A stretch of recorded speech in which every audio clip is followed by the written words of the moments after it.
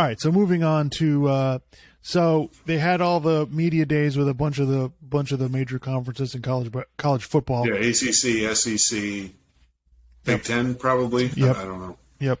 And so, the one of the things we talked about on this podcast was, Nick Saban saying that everything that we do in college football is for competitive balance, which is just the most asinine thing I've ever heard in my life. College football's never been about competitive balance. Throughout its entire history, it has always been about these are the name programs, these are the blue bloods, these are the ones that dominate, and that's the way it is. I listened to the podcast he was on. He was on one of the ESPN podcasts hosted by Greg McElroy, who's a former quarterback for Alabama. And so this is where Nick Saban talked about all of these quotes that all came out about competitive balance and how do we deal with NIL and, what's the right thing to do going forward.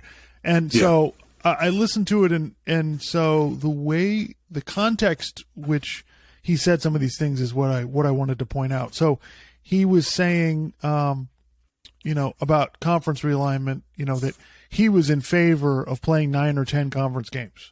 He was like, I'm good with it. We'll play 9 conference games. I wanted to play 10, but the league doesn't want to do that. So he basically said, no, I'm willing to play these guys, but the conference has decided that's not what we're going to do. Which, okay, I get it.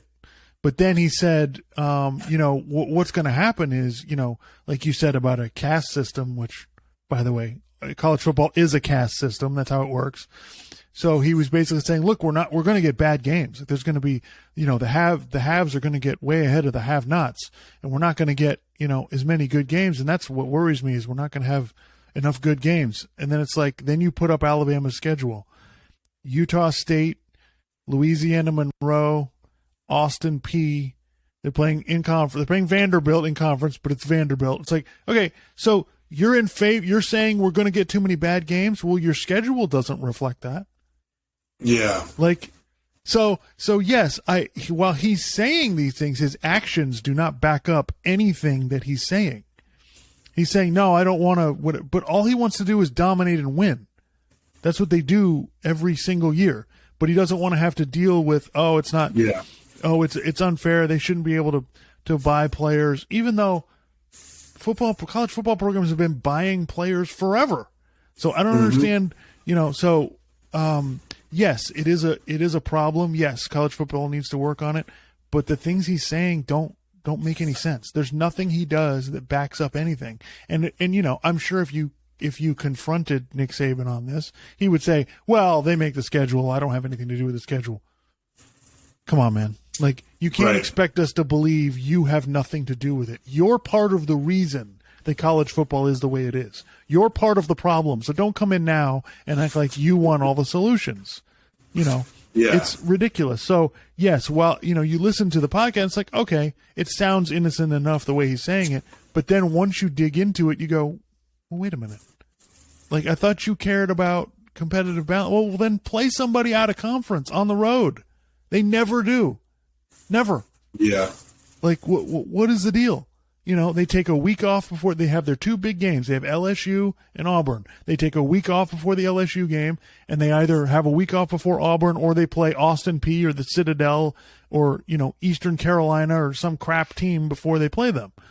So, yeah, I think it's ridiculous. And then Shannon Sharp on Undisputed was complaining because Kirby Smart, the coach of Georgia, was basically saying, I mean, listen, we're going to give these kids all this money when they're 18 years old. Like, oh my God, what's going to happen?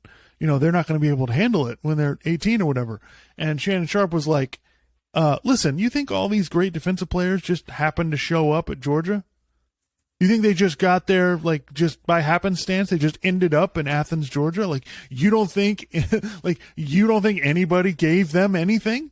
Like, get out of here. It's like, oh, the players have always been getting extra stuff. The coaches don't have to deal with it. I think the difference is the coaches don't have control, and they have to actually worry about it now, because these other schools are just like, oh, well, we'll just give, more money to get this kid to go to our school. And it's like, no, you guys are, And while Kirby Smart is complaining about the players getting too much money, he signs a 10-year, $112 million contract. It's like, dude. But I'm sure it has if they decide to fire him, I'm sure it has a really nice buyout. I'm sure. He's going to get, I'm sure he's making $11 million a year. It's like, dude, fuck off. Like, get out of here. Like, what are you talking about? I think Shannon Sharp went a little overboard when he's saying you don't care about the players after they leave your school. That's not true. Yeah, I don't know about that. I think these coaches do care. But it's like, it's a bunch of nonsense. Like, get out of here. Yes, it needs to be managed better. Yes, they need to have a better system. But again, like I said last week, this is business. Like, if you want the business to work better, then goddamn it, get in a room and fix it. There's no excuse. There's no excuse for complaining about any of this. All these conferences could get together and figure this out, but they choose not to. So, cry me a river. Yeah. Well, and a lot of these problems are just centered around the fact that, 120, 130, whatever years ago, we decided to put sports together with college. Yep. And I mean, literally, it's like I think you said this last week, like if we had the choice to do it over again or to just start from scratch now, we'd be like, why would you have this be part of the no, it would just be its own separate thing. And that's, to be honest, that's kind of where a lot of the problems stem from, which is just, but at this point it is what it is. So we got to work within that. But I just think that's where you get into this screwy sort of system where it's like, they're kind of amateurs, but they're kind of not. And, it's kind of an amateur sport, but it's kind of not. And it's like, it's just this weird, screwy kind of thing. I agree. We've, education and big time sports is a problem. And, nobody wants to hear these coaches that are making, upward $5 million and up a year complaining that some of these players are getting money. And by the way, some of these players are going to get a bunch of money when they're 18 and fuck it up. Some of them are. They're going to screw it up. Get used. That's life, man.